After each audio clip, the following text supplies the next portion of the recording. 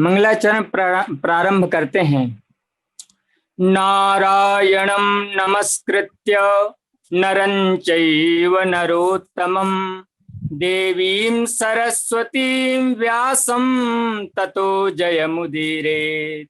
श्रीरामः शरणं समस्तजगतां रामं विना का गति रामेण प्रतिहन्यते कलिमलं रामाय कार्यं नमः। रामात्रस्यति काल भीम भुजगो रामस्य सर्वं वशे रामे भक्तिरखण्डिता भवतु मे त्वमेवाश्रयः श्रीराम त्वमेवाश्रयः शिवो विजयते तराम। और सौभाग्य की बात है कि प्रयागराज से ही इन्होंने शिक्षा ग्रहण की है और संस्कृत के क्षेत्र में महारत हासिल है। बहुत अच्छी संस्कृत बोल लेते हैं और संस्कृत भाषा को लेकर के ही इन्होंने जैसे एक विषय के रूप में ली जाती है उस प्रकार से आईएएस की परीक्षा पास की थी आपने। और आज के सारस्वता तिथि रहेंगे हम सबके छात्र प्रिय प्रोफेसर ब्रजभूषण ओझा जी, जो अध्यक्ष हैं वर्तमान में व्याकरण विभाग संपूर्णानंद संस्कृत विश्वविद्यालय के। आप सब हम जानते हैं कि आजकल जब से कोरोना लगा है तब से वेबिनार में हर जगह फेसबुक में और यूट्यूब चैनल पर गुरुजी का बहुत सारा शास्त्रार्थ पड़ा हुआ है, बहुत सारा विषय पड़ा हुआ है। शास्त्रार्थ में बहुत निपुण है और हम सब के लिए बड़े प्रिय हैं। छात्रों को हिसाब से कैसे पढ़ाना चाहिए, सरल से सरल तरीके से अध्यापन में आपकी बहुत गहरी पकड़ है। और जो आज हमारे विशिष्ट अतिथि रहेंगे वो श्री जयशंकर दुबे जी हैं, जो विशेष सचिव हैं माध्यमिक शिक्षा उत्तर प्रदेश के। संस्कृत विषय को लेकर के ही इन्होंने पीसीएस की परीक्षा पास की थी। संस्कृत अनुरागी हैं, संस्कृत भाषा पर और साहित्य पर आपका पूर्ण अधिकार है। और जिनके लिए ये पूरा कार्यक्रम आयोजित हो रहा है वो है हमारे सम्मानित अतिथि महर्षि आजाद जी, संस्कृत के महानायक, संस्कृत कला निधि और फिल्मों के संस्कृत फिल्म के खासकर जो अहम ब्रह्माष्टमी फिल्म हम सब ने देखी है और जो मुख्य धारा की पहली फिल्म मानी गई संस्कृत की, उसी के लेखक भी हैं, निर्देशक भी हैं और स्वयं अभिनेता भी हैं। देवभाषा संस्कृत और भारतीय संस्कृति और सनातन के लिए, सनातन संस्कृति के लिए इन्होंने अपना जीवन समर्पित किया है। एक तरह से कहा जाए तो ये संस्कृत के अंतर्राष्ट्रीय ब्रांड एम्बेसडर हैं। संस्कृत जगत को विश्व पटल पर जो प्रतिष्ठा फिल्मों के माध्यम से भारत के नाट्यशास्त्र के को आगे बढ़ाने वाला हम ऐसा कह सकते हैं। बहुत बड़ी बात है कि संपूर्ण फिल्म जगत में जब हम लोग देखते थे कि संस्कृत में यदि फिल्म देखने का मन हो तो एक तरह से वहाँ शून्यता थी भारत के नाट्यशास्त्र के बाद। यद्यपि छोटी मोटी कुछ फिल्में बनी थी लेकिन इतनी बड़ी मुख्य धारा में और खासकर शहीद चंद्रशेखर आज़ाद जी के जीवनी पर है, इसलिए और भी उसका महत्व बढ़ जाता है। और जो लोग संस्कृत भाषा को नहीं भी जानने वाले थे उन लोगों ने भी संस्कृत की उस फिल्म को देखा और उसको समझा। सबसे बड़ी बात जो कहा जाता है कि संस्कृत बहुत कठिन है, तो उस तरह की कठिनता उसमें नहीं दिखती है, क्योंकि आदरणीय गुरु जी का और बड़े बड़े विद्वानों का उसमें भाषा के प्रति मार्गदर्शन रहा। और एक उसी के साथ सम्मानित अतिथि एक और जुड़ेंगे हमारे साथ, कामिनी दुबे जी, जो अहम ब्रह्माष्टमी फिल्म की निर्मात्री रही हैं। संस्कृत भूषण, संस्कृत रत्न इत्यादि सम्मान से वो भी सम्मानित हैं, जो उनका बराबर साथ देती रही हैं महर्षि आजाद जी का।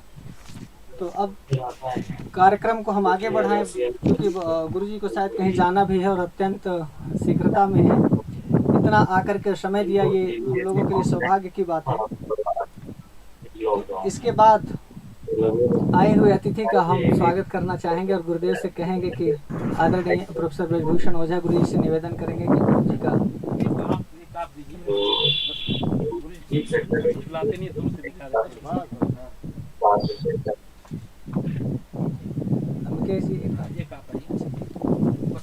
मूकं करोति वाचालं पंगुं लंघयते गिरिं यत्कृपातमहं वन्दे परमानन्दमाधवम् अखण्डमण्डलाकारं व्याप्तं येन चराचरं तत्पदं दर्शितं येन तस्मै श्रीगुरुवे नमः। आज इस संगोष्ठी में समुपस्थित संगोष्ठी के सभाध्यक्ष, हम सबके गुरुवर, हम सबके अभिभावक, और मैं एक बात कहूँ, बहुत सारे व्यक्तित्व मेरे जीवन में मिले, सबका दर्शन किया, मैं बहुत बुद्धिमान नहीं हूँ, लेकिन छोटी सी बुद्धि से जो हमने गुरु जी का परिचय पाया, आज तक कह नहीं पाया। मैं सर्वदा इनको एक महात्मा के रूप में देखता हूँ। गुरु जी प्रशासक हैं, जैसा कि भी आपने सुना, काशी हिंदू विश्वविद्यालय के पूर्व कुलपति रहे। इनके रहते हुए काशी हिंदू विश्वविद्यालय का जो उत्थान हुआ वह शब्दों में वर्णन नहीं किया जा सकता है।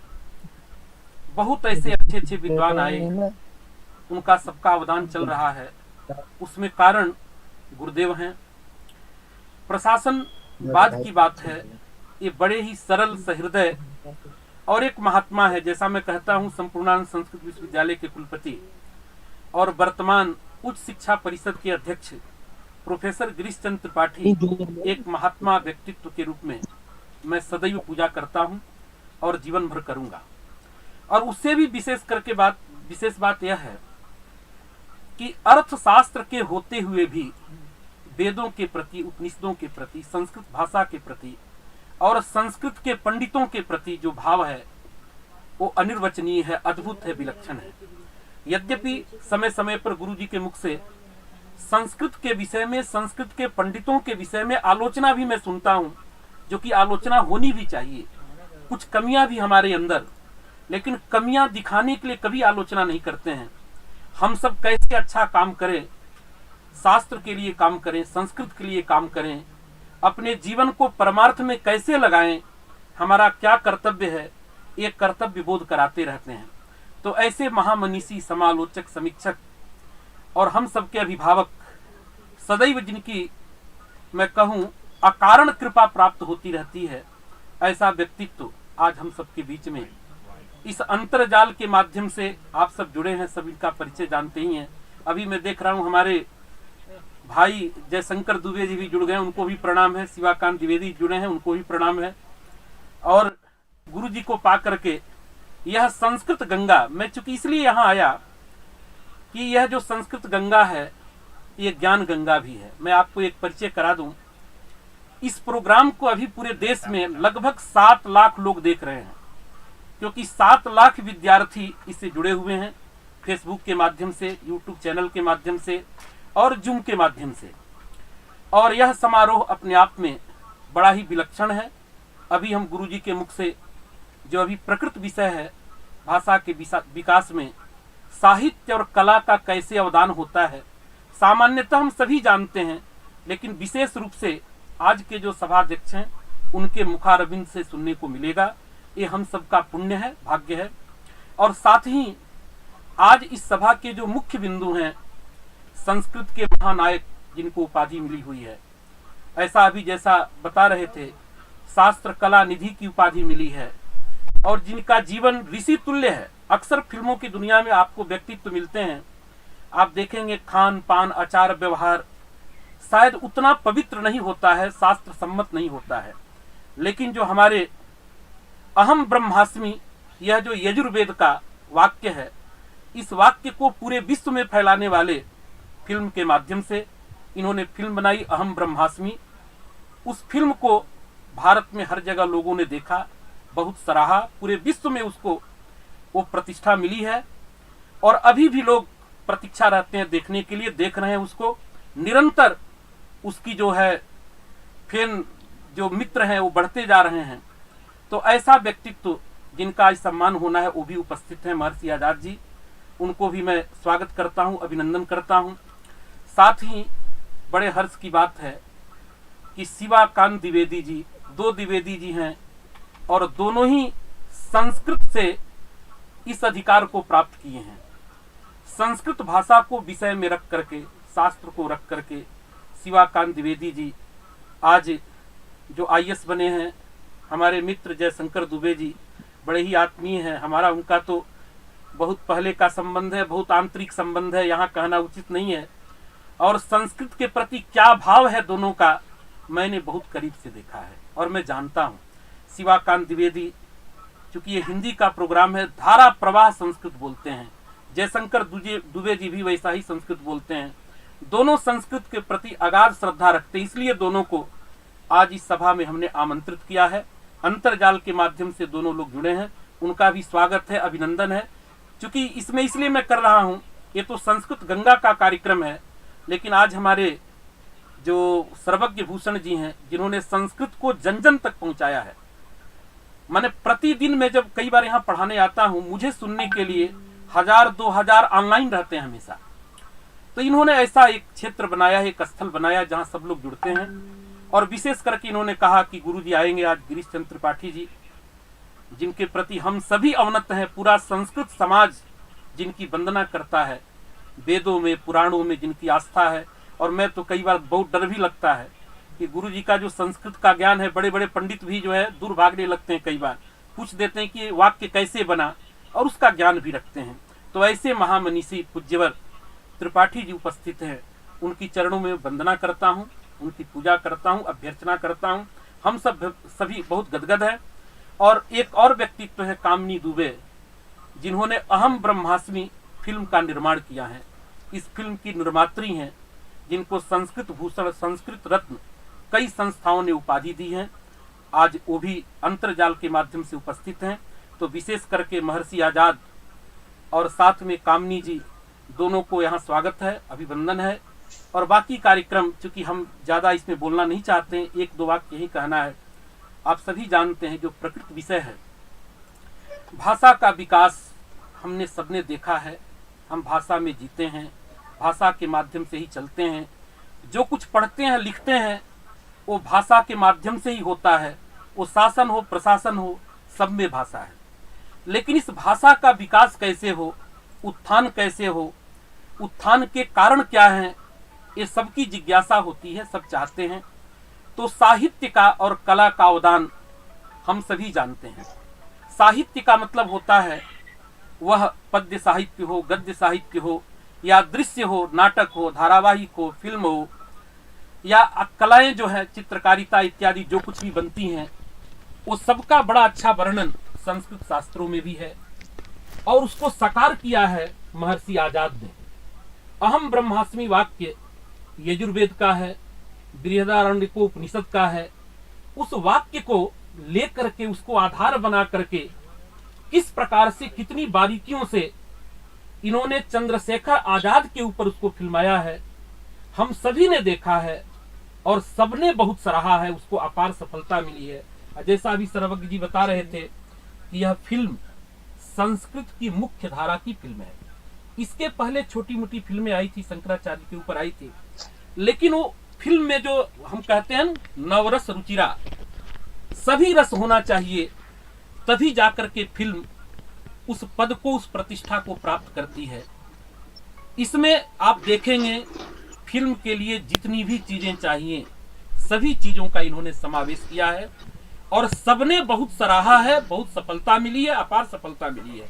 तो ऐसे में हम जरूर चाहेंगे, आजाद जी से निवेदन करेंगे कि आगे भी आप इसी तरह से, ऐसे तो बहुत सारी फिल्में इन्होंने बनाई है और बहुत उसको कई जगह बड़े बड़े उत्सवों में सम्मानित किया गया है, लेकिन संस्कृत में ही आप बनाएं, संस्कृत के लिए काम करें, ये हम सभी का निवेदन है।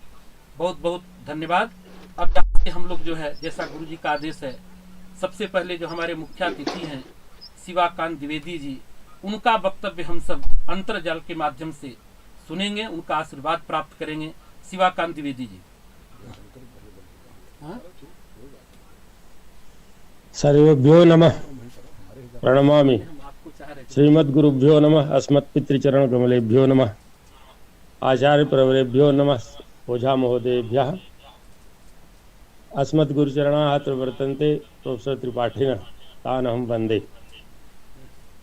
सभी महान भावों को मैं नमस्कार करता हूँ, प्रणाम करता हूँ। इस अवसर पर यह आज जो संगोष्ठी अंतर्जाल के माध्यम से आयोजित की गई है, वह बहुत महत्वपूर्ण विषय को लेकर के है। विषय गंभीर भी है, बहुत व्यवहारिक भी। महर्षि आजाद जी को मैं देख पा रहा हूँ और प्रोफेसर त्रिपाठी जी को मैं देख पा रहा हूँ। जैसा अभी ओझा जी ने बताया, साहित्य और कला का अवदान, साहित्य तो जीवन है। हमारी जो संस्कृति है, संस्कृति के विकास के साथ ही साहित्य और कला का विकास होता है। इसमें कोई संदेह नहीं, इसमें कोई विवाद नहीं है। इस बहुत लंबे विषय में न जा करके आज का जो प्रकृत विषय है वो है संस्कृत भाषा में पहला एक ऐसा प्रयास जो महर्षि आजाद जी ने किया है। ये एक फिल्म बनाई है चंद्रशेखर आजाद जैसे व्यक्तित्व पर। उसकी मैं भूरि भूरि प्रशंसा करता हूँ। मैं उनके लिए मेरे पास शब्द नहीं है कि किस प्रकार से उन्होंने ऐसी फिल्म संस्कृत में बनाई। जैसा कि ओझा जी ने कहा, एक आदि शंकराचार्य नाम से फिल्म 1983 में रिलीज हुई थी, उसे देखा था हमने। महर्षि आजाद जी ने जो फिल्म बनाई है वह आधुनिक धारा की फिल्म है। ऐसी ही फिल्मों की जरूरत है जिससे कि लोगों का इस भाषा के प्रति आकर्षण बढ़े, इसके प्रति लोगों का झुकाव बढ़े और लोग ज़्यादा से ज़्यादा संस्कृत पढ़ें और संस्कृत के विषयों की ओर आकर्षित हों। आजाद जी की फिल्म में जो एक्शन है वह किसी भी अन्य हिंदी फिल्मों से कम नहीं है। मैं कहना चाहता हूं कि जब हिंदी फिल्मों का विकास हुआ था तो सबसे पहले जो फिल्म बनी थी वो उसमें आवाज नहीं थी। मेरे ख्याल से दादा साहब फाल्के ने पहली फिल्म बनाई थी राजा हरिश्चंद्र, और बाद में आलम आरा फिल्म बनी जिसमें आवाज आई, और समय समय पर उसके विषय बदलते रहे। शुरू में देशभक्ति, उसमें स्वतंत्रता आंदोलन चल रहा था तो उससे संबंधित विषय लिए गए। बाद में 70 के दशक की फिल्में आप देखते हैं कि उसमें एंग्री यंग मैन यानी कि हिंसा का प्रभाव बहुत ज्यादा था। उसके बाद बीच बीच में कुछ डॉक्यूमेंट्री भी बनती रही।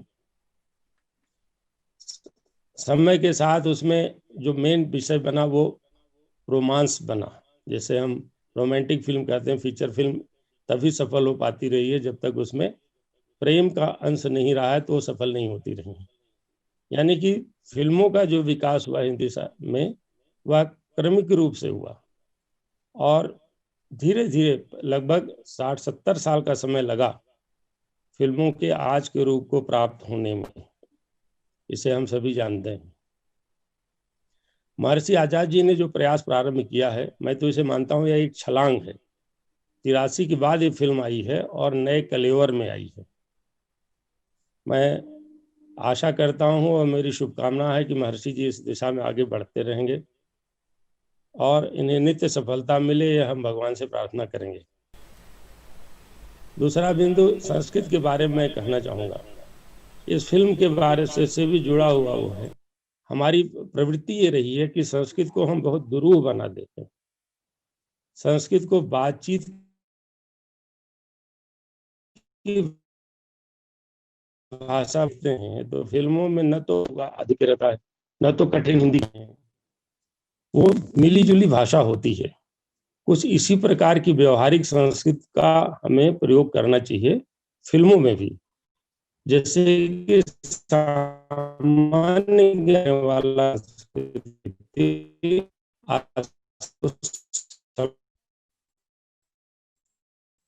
और इस प्रकार वो हमारे विद्वानों प्रारूप ऐसे शब्द आ सकता है इसमें उपयोगी शब्द हों, दैनिक जीवन में आने वाले शब्द हों। दैनिक जीवन में आने वाले शब्दों के बहुत सारे विकल्प हैं संस्कृत में। आप जानते हैं कि संस्कृत में एक ही शब्द। धन्यवाद। तो हमें आज इस बात की जरूरत है, गुरुजी हमसे सहमत होंगे, गुरुजी को आधुनिक और पारंपरिक दोनों प्रकार का ज्ञान है। तो जैसा मैं कह रहा था, गुरुजी के इसी का व्यवहारिक ज्ञान है। चूंकि आप पारंपरिक और आधुनिक दोनों प्रकार के ज्ञान आपके पास, दोनों प्रकार का ज्ञान आपके पास है। आप सब जानते हैं कि भाषा को बहुत ही व्यवहारिक स्वरूप देने की जरूरत है। हमारी जो पारंपरिक संस्कृत है वो बहुत नित्य प्रति दुरूह कर दिया लोगों ने, वैदुष्य प्रदर्शन किया है उसमें, जबकि साहित्य में बहुत ही सहज सरल सुबोध सर्वगम्य भाषा का प्रयोग होना चाहिए। और चलचित्र का जो माध्यम है वह भी एक प्रकार से साहित्य का ही माध्यम है, दृश्य साहित्य उसे मैं कहता हूँ। दृश्य साहित्य को और सुबोध होना चाहिए, इसलिए हमारा प्रयास होना चाहिए कि हम एक ऐसा शब्दकोश तैयार करें जिसमें व्यवहारिक नित्य प्रयोग आने वाले शब्द हों, और उसमें हमें इस बात के लिए बिल्कुल नहीं हेजिटेट करना चाहिए कि जिस कॉन्सेप्ट के लिए हमारे पास पारंपरिक शब्द उपलब्ध नहीं है उसको हम आधुनिक शब्दों को गृहीत करें, संस्कृत भाषा ऐसे ही विकसित हुई है। प्राचीन काल में भी हम शब्दों को ग्रहण करते रहे हैं। हिंदी भाषा में भी नए नए शब्दों को यथावत लेने की परंपरा है। तो निश्चित ही संस्कृत को हम और समृद्ध बना सकेंगे, आधुनिक बना सकेंगे, सांप्रतिक बना सकेंगे और नई विधाओं में उसका प्रवेश आसानी से हो सकता है।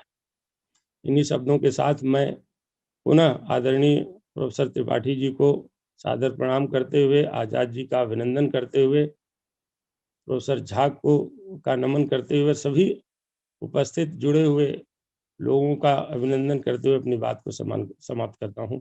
धन्यवाद। जी नमस्कार। सबसे पहले मैं श्री हमारे ब्रजभूषण ओझा जी को मैं प्रणाम करता हूँ। वो मेरे गुरु हैं और मैं इस मुकाम पे पहुंचा हूँ, इस जगह पे पहुंचा हूँ, तो उसमें श्री ओझा जी का बहुत बड़ा योगदान है।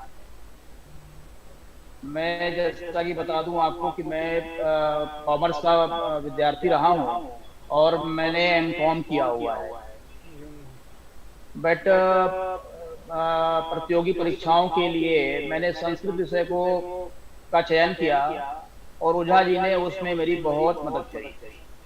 तो सबसे पहले वो मेरे गुरु हैं, मैं उनको प्रणाम करता हूँ। मेरी आवाज आ रही है आपको किसी को? हाँ, आ रही है। जी आवाज आ रही है जी आवाज आ रही है। ठीक है। उसके पश्चात हमारे जो समक्ष बैठे हुए हैं प्रोफेसर त्रिपाठी सर, क्योंकि वो ओझा जी गुरु हैं तो हमारे गुरु हैं, मैं उनको प्रणाम करता हूँ।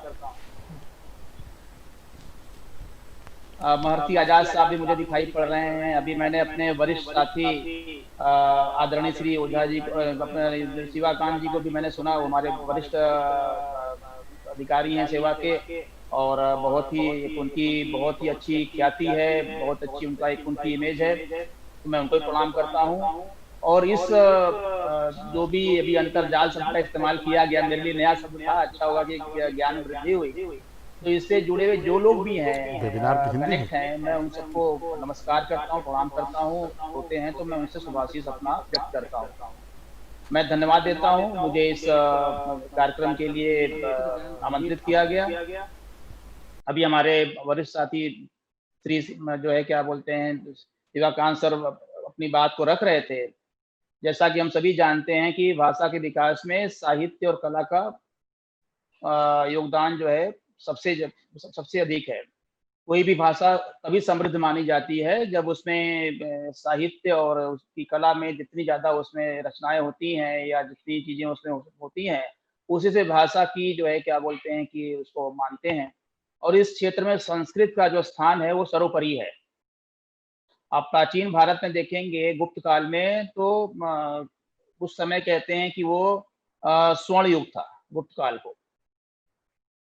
इसलिए कहते हैं स्वर्ण युग था कि उसमें हमारे साहित्य एवं कला के क्षेत्र में बहुत ज्यादा कार्य हुए।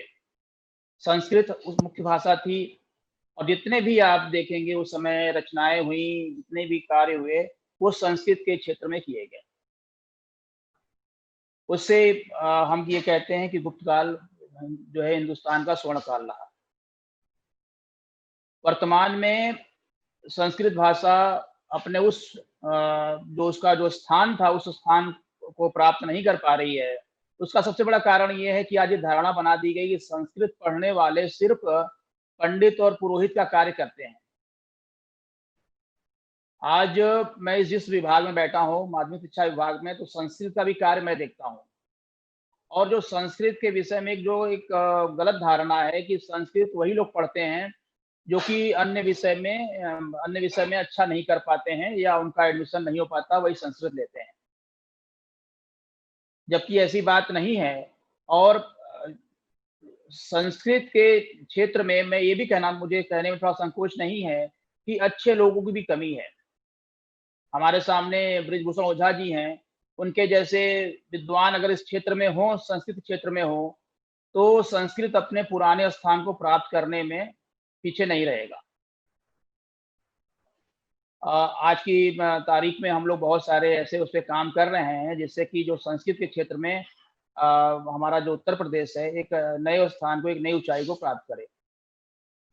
जैसा कि अभी हमारे वरिष्ठ अधिकारी बता रहे थे, अभी मारुति आजाद साहब ने जो पिक्चर बनाई है, मेरा मेरा मतलब वो है, दुर्भाग्य कह सकता हूँ, मैं उस पिक्चर को नहीं देख पाया, फिल्म को नहीं देख पाया, बट मैं इसको अब जरूर देखूंगा। अभी आज ये समाप्त होने के पश्चात मैं समय निकाल के इस मूवी को जरूर देखूंगा, और उसके बाद मैं इस पे अब रिमार्क जो है मैं व्यक्तिगत रूप से आजाद साहब को दूंगा, क्योंकि बिना देखे मैं इससे टिप्पणी नहीं करूंगा। बट ये कि ये बहुत ही साहस की बात है, और बहुत ही एक हमारे लिए गर्व की बात है कि संस्कृत विषय में आपने फिल्म बनाई है। देखिए, कोई भाषा तभी लोकप्रिय होगी जब उसमें आम जनमानस की सहभागिता होगी। जब अधिक से अधिक लोग उससे जुड़ेंगे, अधिक से अधिक लोग उसमें सम्मिलित होंगे, तो भाषा जो है समृद्ध होगी, पल्लवित होगी, पुष्पित होगी। आज हिंदी भाषा का विकास इसीलिए हुआ कि उसमें अनगिनत फिल्में बनी। आज जो तमिलनाडु में रहने वाला व्यक्ति, महाराष्ट्र में रहने वाला व्यक्ति, आंध्रा में रहने वाला व्यक्ति, केरल में रहने वाला व्यक्ति, सिर्फ हिंदी फिल्म के कारण जो है हिंदी भाषा में उसकी समझदारी है, वो हिंदी भाषा बोल लेता है, हिंदी भाषा को समझ लेता है, हिंदी भाषा में जो गीत, कविताएं और जो गीत हैं उनको सुन पाता है। तो अगर संस्कृत भाषा में भी अगर अच्छी और बेहतर और उत्कृष्ट फिल्में बनेंगी, तो इसमें कोई संदेह नहीं है कि संस्कृत जो आम जनमानस में उसका जो है विस्तार होगा, इसका जो है इसका फैलाव होगा, और लोग संस्कृत से जुड़ेंगे, संस्कृत को अपनाएंगे, और संस्कृत के प्रति ये जो एक धारणा है कि संस्कृत सिर्फ जो है क्या बोलते हैं कि एक विशेष वर्ग की भाषा है, सिर्फ ब्राह्मणों की भाषा है या विद्वानों की ही भाषा है, इसमें आम जनमानस का कोई योगदान नहीं है। जैसे मैं गुप्त काल में भी इस चीज को मैंने पढ़ा था कि जो उच्च वर्ग के लोग थे और जो ब्राह्मण थे वो संस्कृत बोलते थे, और जो समाज के अन्य वर्ग के लोग थे वो प्राकृत बोलते थे। तो आज भी कुछ ऐसी एक जो धारणा है कि कुछ एक ये बहुत ही कम लिमिटेड लोगों की भाषा है, तो इसको दूर करने के लिए हमें महर्षि आजाद जैसे लोग चाहिए, हमें श्री बृजभूषण ओझा जैसे लोग चाहिए। इनके कंधों पे ही इस भाषा के का उद्धार और इसका विकास और इसका विस्तार, और जो इसके पीछे लोग लगे हुए हैं, प्रोफेसर त्रिपाठी सर जो लगे हुए हैं, तो उनके द्वारा ही इस भाषा का भविष्य दिखाई पड़ता है। और हम भी इससे आपके अभियान से अपने को जुड़ा पाके अपने को गौरवान्वित महसूस कर रहे हैं। मैं धन्यवाद देता हूं अपने गुरुजन का कि मुझे यहाँ पे आमंत्रित किया, और क्योंकि मैं एक प्रशासनिक अधिकारी हूँ, मुझे बहुत बोलने का वो नहीं है, जो भी एक्सटेम्पोर जो भी दिमाग में आया मैंने अपनी बात को रखी है। मैं आप सभी को पुनः प्रणाम करता हूँ और अपनी बात को यहीं पे समाप्त करता हूँ। धन्यवाद। बहुत अच्छा लग रहा है, चूँकि संस्कृत गंगा इस दिशा में थोड़ा बहुत प्रयास कर रहे हैं हम लोग कि IAS जो लोग संस्कृत लेकर के पढ़ना चाहते हैं, या PCS में जो लोग संस्कृत विषय लिए हैं, या जो लोग UGC net JRF TGT PGT इत्यादि में संस्कृत विषय को लिए हैं, उनके लिए इसीलिए प्रोफेसर बृजभूषण ओझा गुरु जी को यहाँ बुलाया गया है कि इस काल में हम एक जगह जाकर के मान लीजिए नहीं पढ़ पाते हैं, तो ये जो समय है सोशल मीडिया का, यूट्यूब का, फेसबुक का, इसके माध्यम से दुनिया में कहीं भी कोई बैठा हो और संस्कृत को एज ए कैरियर अपने विषय में लेकर के, तो एक तो ये प्लेटफॉर्म है, बहुत बड़ा प्लेटफॉर्म है, विश्व स्तर का प्लेटफॉर्म है, चाहे वो यूट्यूब हो चाहे फेसबुक हो, जिससे हम सब जुड़े हैं। तो विद्वानों को यदि हम फेसबुक में या यूट्यूब के माध्यम से घर बैठ करके पढ़ेंगे, तो संस्कृत का एक ऐसा भी विस्तार हो सकता है कि जो लोग सोचते हैं कि हम संस्कृत को PCS में लें कि IAS में लें कि ना लें, हम TGT PGT UGC net JRF CTET UPTET बहुत सारी परीक्षाएं हैं जहां पर संस्कृत है, और बहुत सारे गुरुवर हैं जहां कोई बनारस में है, कोई कहीं है। तो एक ये उसका इस दिशा में प्रयास है कि हम लोग ऑनलाइन के माध्यम से लोगों तक संस्कृत पहुंचा पाएँ। अब इसके आगे जो जिस व्यक्तित्व के लिए ये सम्मान रखा गया है, उनके लिए अब वो तो यहाँ उपस्थित नहीं है, तो ऑनलाइन के माध्यम से ही हम आदरणीय गुरुजी से, प्रोफेसर गिरीश चंद्र त्रिपाठी जी से निवेदन करेंगे कि उनके प्रतिनिधि के रूप में प्रोफेसर ओझा जी को आप ये प्रमाण पत्र प्रदान करके वाचन करिए जी, वाचन करके कर दीजिए। मैं पढ़ दे रहा हूँ। संस्कृत सप्ताह के उपलक्ष्य में देव भाषा संस्कृत, भारतीय संस्कृति एवं सत्य सनातन धर्म को संपूर्ण विश्व में यजुर्वेद के महावाक्य अहम ब्रह्मास्मि को संस्कृत फिल्म के माध्यम से प्रचारित प्रसारित करने वाले संपूर्ण सनातन जगत के हृदय सम्राट रामदंडी सैन्य विद्यालय से शिक्षा प्राप्त फिल्म अभिनेता, लेखक एवं निर्देशक, संस्कृत कलानिधि सम्मान से विभूषित और संस्कृत महानायक इस सम्मान से सम्मानित, महर्षि उपाधि से अलंकृत, संस्कृत के अंतर्राष्ट्रीय ब्रांड एम्बेसडर महर्षि आजाद को संस्कृत गंगा प्रयागराज संस्कृत शिरोमणि के सम्मान से सम्मानित करता है। धन्यवाद। गुरु जी इधर आ जाए।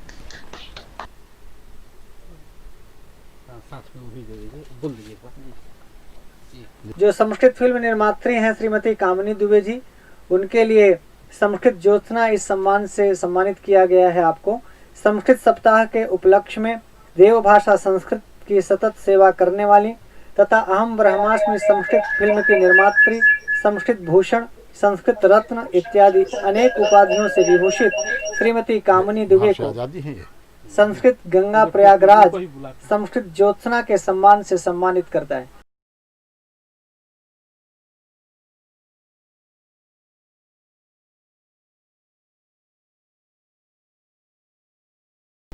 अब हम निवेदन करेंगे महर्षि आजाद जी से, जो संस्कृत फिल्म के डायरेक्टर भी हैं, अभिनेता भी हैं और पटकथा लेखक भी हैं, संस्कृत जगत को इतनी ऊंचाई देने वाले। तो यदि महर्षि आजाद जी शायद हमारी आवाज़ सुन पा रहे होंगे तो हम निवेदन करेंगे कि आप हम लोगों को अपना अनुभव और अपनी बातों से, खासकर जो युवा वर्ग आपसे जुड़ा है वो आपको बहुत सुनना चाहता है, जानना चाहता है कि उनके लिए क्या आप बताना चाहते हैं, क्या कहना चाहते हैं। जी महर्षि आजाद जी। सभी गुरुजनों को प्रणाम। जी परम आदरणीय, बहुत बहुत बहुत बहुत स्वागत है आपका, स्वागत है।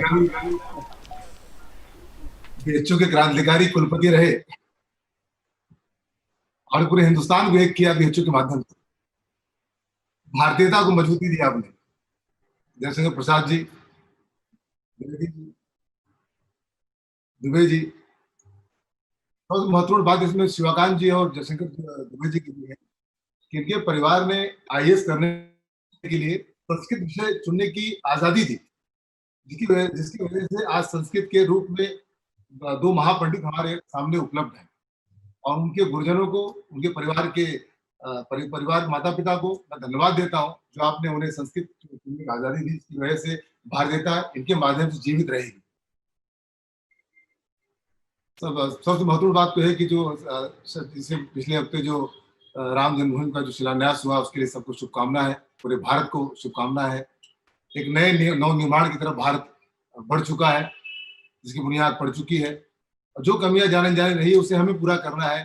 संस्कृत को पुनर्जीवित, पुनर्स्थापित करके संस्कृत के जो अहम ब्रह्मास्मि जो वाक्य को लेकर हम चले, जो ईश्वर ने का कहना, ये मैं जानता हूँ ईश्वर कहना चाहता है आप ही ईश्वर हो। ये सूरज, चंद्रमा, तारे, लोग, ये सब हमारे लिए बनाए भगवान ने, ईश्वर ने। हमको अपने जीवन की सार्थकता खाली माध्यम चुनना है कि जब तक हम यहाँ संसार में 80 साल, 90 साल, 100 साल, 40 साल, जो भी जीवन ईश्वर ने हमें दिया है, उसकी सार्थकता ईश्वर के रूप में ही है। आप जब समझते हैं कि हम अहम ब्रह्मास्मि, तो इसका मतलब ईश्वर है। ईश्वर हमसे अच्छा काम करता है, लोगों को लेके चलता है, जोड़ता है, मानवता और इष्टों को लेके चलता है। जैसे आज की तारीख कहा जाए कि भारत की, आज के सारे लोग कहते हैं कि हिंदुस्तान युवा हिंदुस्तान है, पूरे विश्व में हमारा राष्ट्र को युवा माना जाता है। तो अगर हम युवा हैं तो प्राचीन भी है। उन दोनों को जोड़ने का माध्यम है संस्कृत। आज चाहे योग की बुनियाद हो, चाहे वो आयुर्वेद की बुनियाद हो, अगर आपको आयुर्वेद जानना है, योग जानना है, भले हमारे कानों में कोई कहता हो, लेकिन जो अंतिम व्यक्ति होगा वो कहीं नहीं पढ़ा होगा, वो वेद है, वेद का सार है। तो संस्कृत में इतना कहना बड़ा महत्वपूर्ण होगा। एक सूत्र है उपनिषद का, अस्तो मा सद्गमय तमसो मा ज्योतिर्गमय मृत्योर मा मृतम गम्या। असत्य से सत्य की ओर, अंधकार से प्रकाश की ओर, मृत्यु से अमृत की ओर ले जाती है संस्कृत। अगर हम संस्कृत जानते हैं, उसके मर्म को समझेंगे, तो उसकी वैज्ञानिकता को समझें हम लोग, संस्कृत की जरूरत कहाँ है। हमारे चरक हो गए, चौन हो गए, सुश्रुत संहिता, यानी एक से एक संहिता लोगों ने लिखी, एक से एक संस्कृत के माध्यम लोगों ने इतने काम किए, वो लोगों तक आना जरूरी है। हजारों सालों का जो गुलामी का इतिहास रहा हमारा, मुगलों का आने से लेके अंग्रेजों तक का, उसमें उन्होंने आक्रमण किया हमारे संस्कृति पे, हमारी सभ्यता पे, परंपरा पे, जिसकी वजह से हम कमजोर हुए। अब नव भारत का निर्माण हुआ, चाहे हम ब्रह्मास्मि माध्यम समझ लें, चाहे जो एक नई वेव भारत में चल रही है, जो हमें अपने जड़ों की तरफ लौटा रही है, खींच रही है। हमें अपने बाप दादा परदादा की प्रॉपर्टी चाहिए, खेत चाहिए, खलियान चाहिए, सोना चांदी गाड़ी चाहिए, पर हमारी परंपरा नहीं चाहिए, हमारी संस्कृति नहीं चाहिए। ये कहाँ का न्याय है? अगर हम ये मानते हैं कि हमें अपने पुश्तैनी जायदाद चाहिए, किसी भी रूपी जायदाद हो, उसकी कदर है, तुम्हारी परंपरा भी तो वही है। संस्कृत को समाप्त करने में अगर बाहर लोग का योगदान था रहा उस जमाने में, हमारा उसे न अपनाना भी कहीं न कहीं हमारी कमी है। मेरा ये मानना है कि अगर हम लोग मजबूती से अपनी परंपरा का पालन करें, विश्व में सबसे बड़ा शब्दकोश अगर कहा जाए, चाचा मामा ताता, हर कोई शब्दकोश जो है संस्कृत का सबसे बड़ा है। लाखों शब्द हैं, बाकी में कहीं 20 जा रहे, 40 जा रहे, 30 जा रहे, 50 जा रहे, ये लाखों शब्दकोश है। यानी हर जैसे एकम सत्विपुरा बहुधा बनती, देखा होगा शब्द है कि ज्ञानी लोग नाना प्रकार से अपने अपने चीजें व्यक्त करते हैं, लेकिन सत्य की है विपरा बहुधा बनती है, व्यक्ति लोग उसका तरीका अलग अलग होता है। इस चीज शब्द कहीं से भी लेके वादे वादे जाए तत्वबोध वादे वादे जाए, यानी जो भी शब्द कहीं से जाएंगे आप वहीं पहुंचेंगे जो उसका उत्तर होता है कि मात्र संस्कृत नहीं पॉसिबल। जो प्रेम, जो सहकार मुझे मिला, उसकी बुनियाद में है घोषाल मिलिट्री स्कूल, जहाँ मैं शिक्षा दीक्षा प्राप्त किया मैंने, नासिक का। तो जब मैंने शिक्षित होने के बाद बाहर निकला तो क्या करूं, भारत का भ्रमण किया। भ्रमण करने के एक ही कमियां लगती थी कि अपनी जड़ों से दूर होना। हर व्यक्ति पैसा कमाना चाहता है, कुछ करना चाहता है, लोग पढ़ाई लिखाई भी पैसे के हिसाब से करते, तो जाहिर वहाँ कमियां होंगी। तो उस कमियों को जोड़ने का माध्यम है संस्कृत। भारत को जानना है तो संस्कृत जानना होगा, संस्कृत जानना है तो भारतवर्ष को जानना होगा। हम भारत से लेके जम्बू द्वीप आर्यावर्त पीछे की तरफ जाते हैं, हिमखंड की तरफ में, तो हमें पूरा भारत दिखाई देता है, कितना बड़ा विशाल भारत था। धीरे धीरे उन कमियों को दूर करेगा अपनी भाषा। विश्व गुरु बनना है तो संस्कृत जानना हो। संस्कृत में सारी चीजें हैं जो एक व्यक्ति अमर होने के लिए करना चाहे, चाहे वो कुछ संसार को नया देना के लिए करना चाहे, तो संसार हमेशा हमारे आसपास खड़ा है संस्कृत के रूप में। बड़ा मैं प्रसन्न हूँ वो सारे अभिभावक जो आज़ादी देते हैं अपने बच्चों को संस्कृत सीखने के लिए, जैसे शिवाकांत जी और जशंकर जी ने कहा कि आप लोग रिप्रेजेंट कर रहे हैं संस्कृत, और उन सारे लोग को धन्यवाद है जो संस्कृत के माध्यम से IAS PCS कर रहे हैं। ये बहुत बड़ी शक्ति का केंद्र है आप लोग, ईश्वर आप लोग मजबूती दे। और आने वाला कल की बुनियाद वो सारे लोग हैं जो संस्कृत के लिए समय निकाले कुछ न कुछ कर रहे हैं। संस्कृत पूरे जन जन की भाषा बने, उसी अभियान में लगा हूँ। हम ब्रह्मास्मि के प्रयोग हमने जो हमने किया, और विश्व के चाहे हम फ्रांस गए, चाहे लंदन गए, जैसे मैं ऑक्सफोर्ड के अंदर मैंने दुर्गा सप्तशती का पाठ किया, हनुमान चालीसा पाठ किया। मुझे इतना अच्छा लगा कि हम लोग जब बाहर जाके अपनी बातें नहीं बोलेंगे, हम अपनी चीजें नहीं रखेंगे, तो कौन रखेगा? हम इंग्लिश बोलने में नहीं आती, शर्म महसूस करते हैं, लेकिन संस्कृत नहीं आता, कोई शर्म नहीं। जबकि हमारी परंपरा है, रामकृष्ण परशुराम की परंपरा है, उनके पहले के आदि पुरुषों की परंपरा है। कि हम उसका इस्तेमाल नहीं करेंगे चाहे किसी भी कारण से, तो कौन करेगा? वो एक कदम चलना महत्वपूर्ण है, बाकी तो हर व्यक्ति चाहता है संस्कृत आगे बढ़े। जिस तरह जो पिछले साल 2 साल के अंदर जो हमने प्रयत्न किया, उस प्रयत्न की तरह हम ब्रह्मास्मि आज हर व्यक्ति संस्कृत के बारे में इतना जुड़ा करीब हो गया है, इतना जानना चाहता है, सुनना चाहता है किसी न किसी माध्यम से। ये कहीं न कहीं सफलता रही। जो पिछले साल जो विश्व सम्मेलन हुआ संस्कृत भारती ने किया, कितना अच्छा लगा कि हमारे भारत के अंदर विश्व का सम्मेलन हो रहा है। ऐसे कई चीजें हैं जो संस्कृत माध्यम से हम विश्व को जोड़ेंगे, विश्व को दिशा देंगे। वो ताकत सिर्फ और संस्कृत के अंदर। जो सम्मान आपने दिया उसके लिए धन्यवाद देता हूँ, प्रणाम करता हूँ सभी गुरुजनों को, सारे संस्कृत संवाहकों को, जिनकी वजह से संस्कृत जिंदा है। भले आक्रमण किया, नित्य तकलीफें दी, फिर भी आप उसके लिए खड़े हैं और विश्व को जोड़ने के अभियान में लगे हैं। एक हम ही हैं जो कहते हैं कि विश्व का कल्याण हो, धर्म का नाश हो। कौन कहता है? ये संस्कृत कहती है। तो मैं बहुत प्रसन्न हूँ और शक्तिशाली महसूस कर रहा हूँ आप सबसे मिलने के बाद, आपकी प्रेरणादायी शब्दों के साथ सुनने के बाद। और धन्यवाद है, जरा कहना ठीक नहीं है, सब गुरुजन है, आदरणीय है। प्रणाम। गुरुजी से निवेदन करेंगे कि आप अपना आशीर्वचन हम लोगों को प्रदान करें। और गुरुजी बोलेंगे तो एक बार आप जो लोग सुन रहे हैं हम यहाँ ऐसे संकेत करेंगे, आवाज आ रही है, ऐसा कर सकते। संस्कृत गंगा संस्थान द्वारा आयोजित इस संगोष्ठी में अहम ब्रह्मास्मि फिल्म के पटकथा लेखक, निर्माता, अभिनेता महर्षि आजाद जी, काशी हिंदू विश्वविद्यालय में हमारे सहयोगी रहे प्रोफेसर ब्रजभूषण ओझा जी,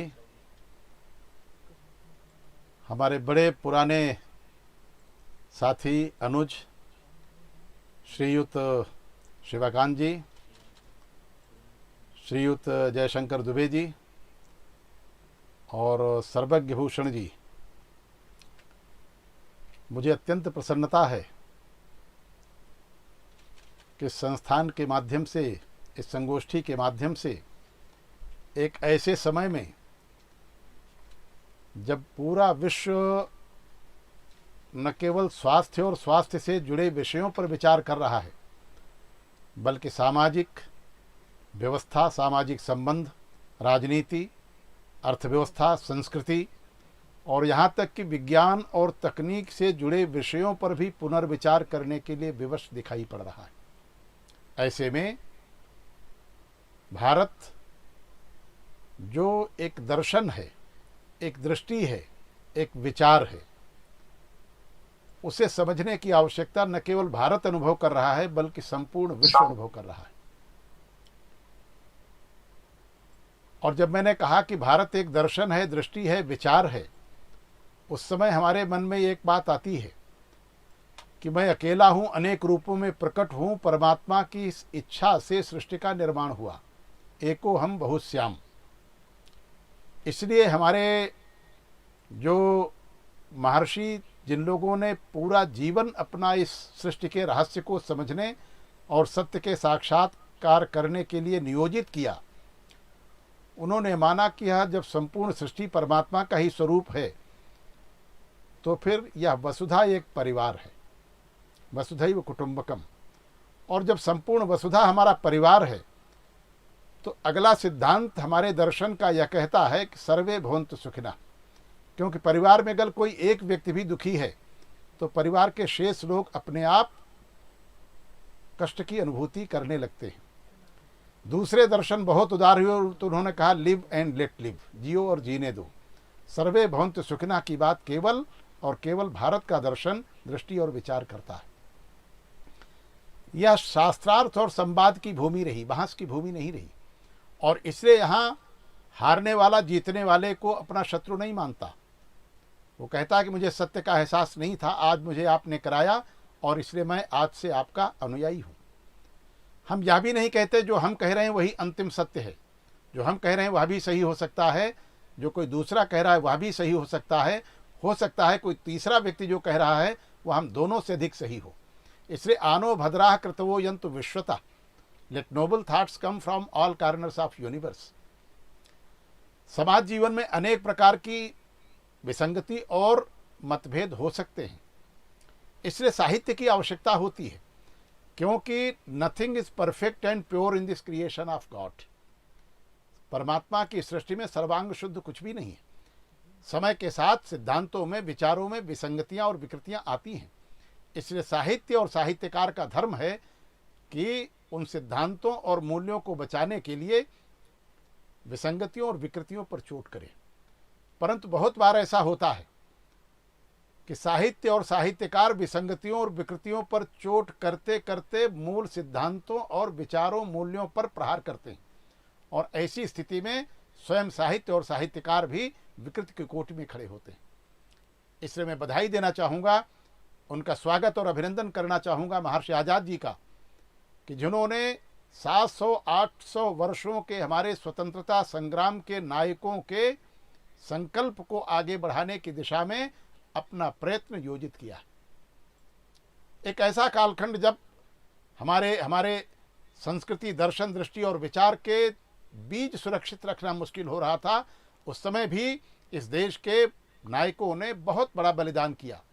700-800 वर्षों में एक दिन भी ऐसा शेष नहीं है जब भारत माता के किसी न किसी कोने में कोई न कोई भारत माता का वीर पुत्र उसकी अस्मिता और स्वतंत्रता की रक्षा के लिए शहीद न हुआ हो। इसलिए हम ब्रह्मास्मि के माध्यम से उन्होंने भारत को लोगों के सामने रखने का प्रयत्न किया है। भारत, जैसा कि मैंने कहा, एक दर्शन, दृष्टि और विचार है। उसी तरह से उस भारत को समझने के लिए जिस भाषा की आवश्यकता है वह देववाणी है और वह संस्कृत है। अन्य भाषाओं में भी उसे समझा जा सकता है, परंतु सर्वासाम भाषाणाम इयम जननी, अन्य समस्त भाषाओं का उद्गम और विकास संस्कृत से ही हुआ है। परंतु काल का प्रभाव ऐसा है कि जिनमें वेदों की रचना हुई, और वेद जो है वो श्रुत हैं। हमारे जो ऋषि थे, they devoted whole of their lifes to realise the truth and mystery behind this creation. और जब उनको वह समझ में आया तो इसलिए कहा गया कि they are the realisers of truth and mystery, और ऋषियों मंत्र दृष्टारा हैं। जो मूल विषय हमारा है वह है भाषा के विकास में साहित्य और कला का अवदान। सच्चाई यह है कि भाषा भावों की अभिव्यक्ति है।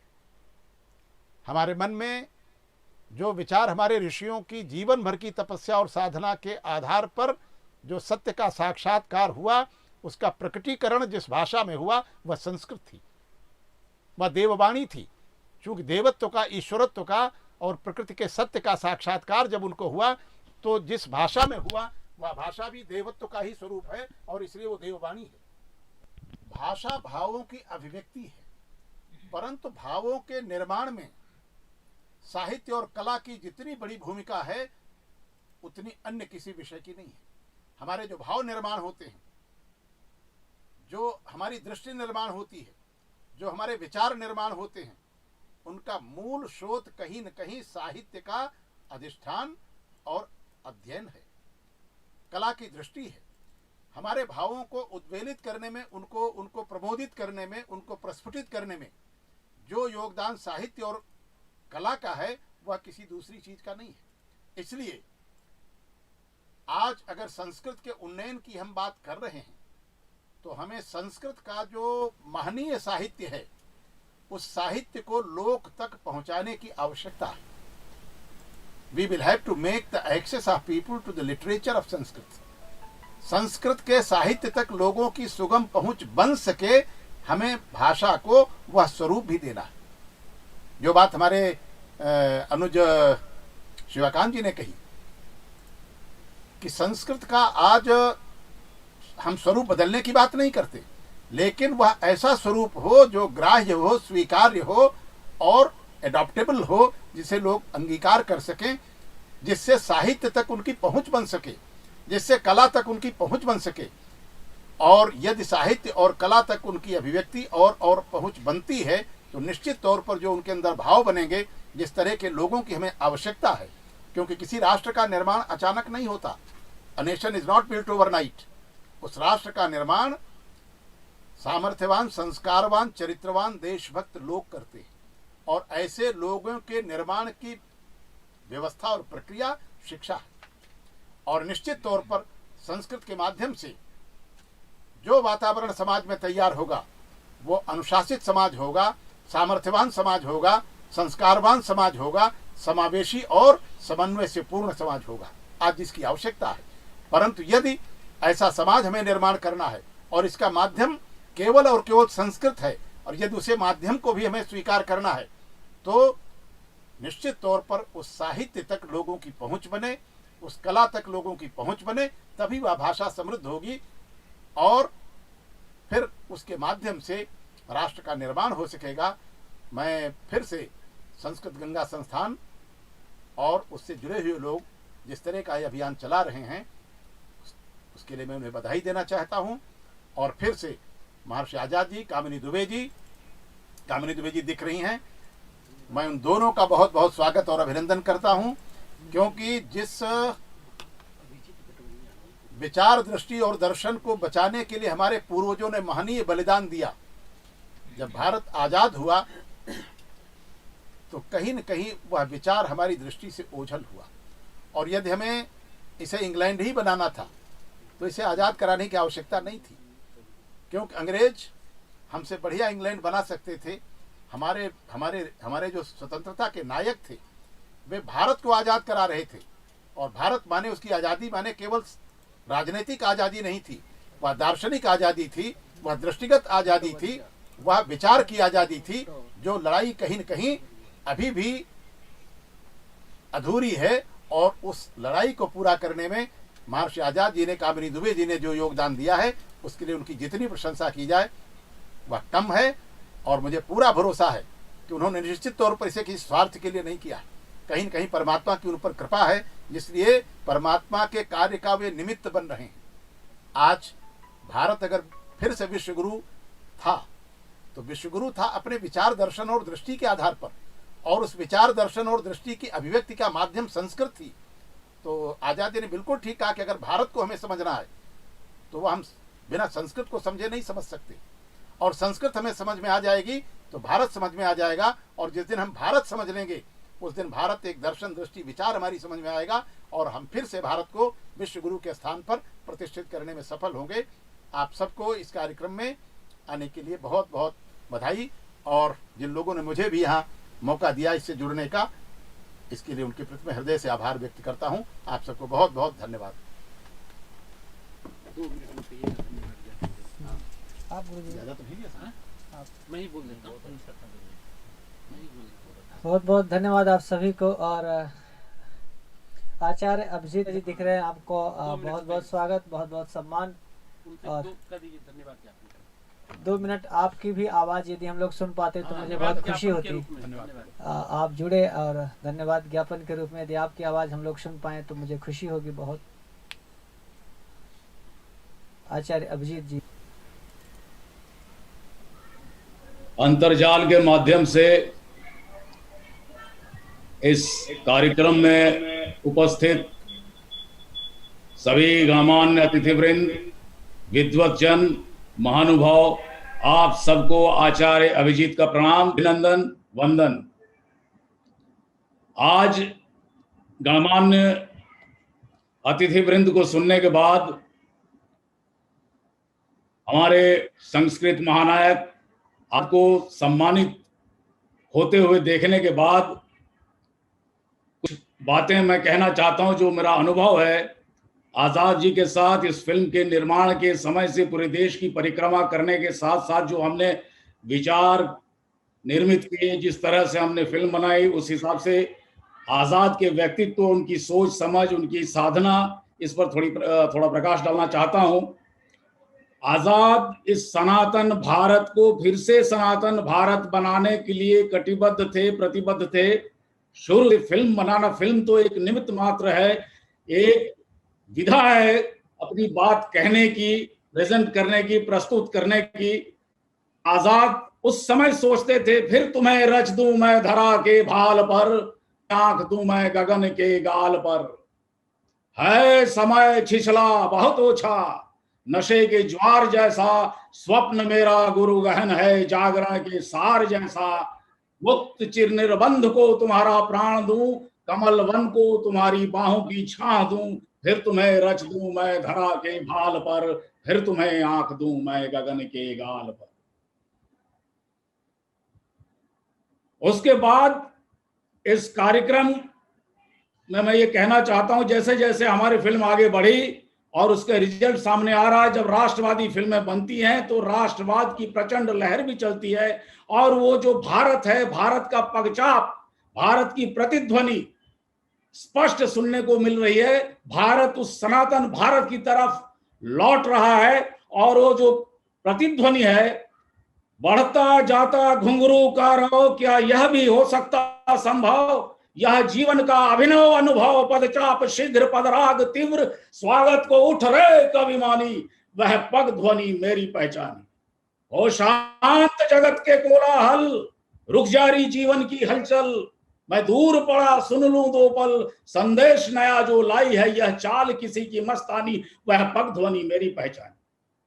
आज़ाद ने जो पुनर्जागरण के सूत्र दिए, क्या कारण था कि देव संतति, ऋषि संतति, मंत्र दृष्टा ऋषियों की संतति म्लेच्छों के द्वारा शोषित और शासित हुए। 1000 साल हम गुलाम रहे, 1000 साल हम खो चुके, 1000 साल हम सो चुके। अब जागरण की इस महावेला में आज़ाद ने महाजागरण का सूत्र दिया। आज़ाद ने कहा, जो हमारे परिवार के महनीय कवि निराला जी ने कहा था कि ये वीर तुम समर शूर क्रूर नहीं, काल चक्र में हो दबे। आज तुम राजकुंवर समर सरताज, मुक्त ही तुम बाधा विहीन बंद छंद जो, डूबे आनंद में सच्चिदानंद रूप। महामंत्र ऋषियों का अणु परमाणु में फूंका, तुम सदा हो महान, है नश्वर दीन भाव। कायरता काम परता ब्रह्म हो तुम, पदरज भर भी नहीं है पूरा ये विश्व भार। जागो फिर एक बार, ये आजाद के जागरण का सूत्र है। अब भी जागो हिंदुस्तान वालों, तुम्हें जगाने आजाद आया है। चिर दास्ता से सदा मुक्ति का सनातनी पैगाम लाया है। और आजाद के साथ, आजाद की जो अहम ब्रह्मास्मि, ये क्या है? अहम ब्रह्मास्मि 1000 साल हम जब सब सो चुके, खो चुके, तो ये ऋषि संतति के हृदय के परतों के नीचे जो दबा हुआ जो यक्ष था, मैं कौन हूं, उसका उत्तर है अहम ब्रह्मास्मि। आजाद फिल्म नहीं है, एक आवाहन है। ये तो स्वर्ग तरंगिनी विशलता लेशेण संवर्धिता, गांगम नीरमपि त्यजंती कलुषम ते राजहंसा वयम। वो निर्मल आकाश गंगा के शुभ्र कमलों मसृण मृणालों पर पनपे पले पोसे राजहंसो। एक दिन तुमने अपनी सुरुचि की दुहाई देकर हमारी धरती पर बहती मटमैली गंदी गंगा को उपेक्षा, घृणा और हिकारत की नजरों से देखकर उसकी ओर से पीठ फेर ली थी, और सहसा अपने डैनों को फड़फड़ा मानो उसे फटकार कर ही उससे दूर होते, छोटे होते अनंत अंतरिक्ष में खो गए थे। उन जो राजहंस जो देश के काम आ सकते, वो राजहंस जब पलायनवादी हो गए, उनको वापस लौटाने का, जड़ों की तरफ ले जाने का, उस यात्रा में ले जाने का, नश्वर से शाश्वत की यात्रा पर ले जाने का, ये आवाहन है महर्षि आजाद का। आप लोग विद्वत्जनों की सभा में, मुझे बहुत अच्छा लगा। अहम ब्रह्मास्मि का एक्चुअली निर्माण नहीं हुआ, नहीं इसको बनाया गया, अहम ब्रह्मास्मि का सृजन हुआ। महर्षि आजाद ने और श्रीमती कामिनी दुबे जी ने अहम ब्रह्मास्मि का वस्तुतः सृजन किया। और ये कला, आर्ट इमिटेट्स नेचर, एरिस्टोटल जो कह गए थ्योरी ऑफ पोएटिक्स में, उसी तरह से हमारा ये पूरी प्रकृति और पुरुष के बीच का साहित्य और कला, ये भाषा के विकास में क्या योगदान हो सकता है, इसका क्या योगदान है, अवदान है। भाषा और कला में, भाषा और साहित्य में वही संबंध है जो मनु श्रद्धा में है, वही संबंध है जो पुरूरवा और उर्वशी में है। बड़ा सूक्ष्म भाव है, भावों का प्रकटीकरण है, उस वृक्ष का श्रृंगार है। तो ये हमने जो ये अहम ब्रह्मास्मि बनाई है, अहम ब्रह्मास्मि का जो सृजन किया है, ये एक तरह से युग परिवर्तन है। युग परिवर्तन का बोझ महर्षि आजाद के कंधे पर है। ये जो संधि काल में हम हैं, अभी पिछले 5 तारीख को ये सनातन भारत के पुनरुद्धार का शिलान्यास हो चुका है। हम वापस लौट रहे हैं अपने उस यात्रा में, सनातन यात्रा में। अमृतस्य पुत्र, हम अमृत पुत्र हैं, उस अमृत को प्राप्त करने के लिए निकले हैं। तो ये हमारी जो और कलात्मक यात्रा है, इस यात्रा में जो भी सहभागी हैं, हम आप सबका प्रणाम करते हैं, आप सबका अनुग्रहित हैं और नमस्कार।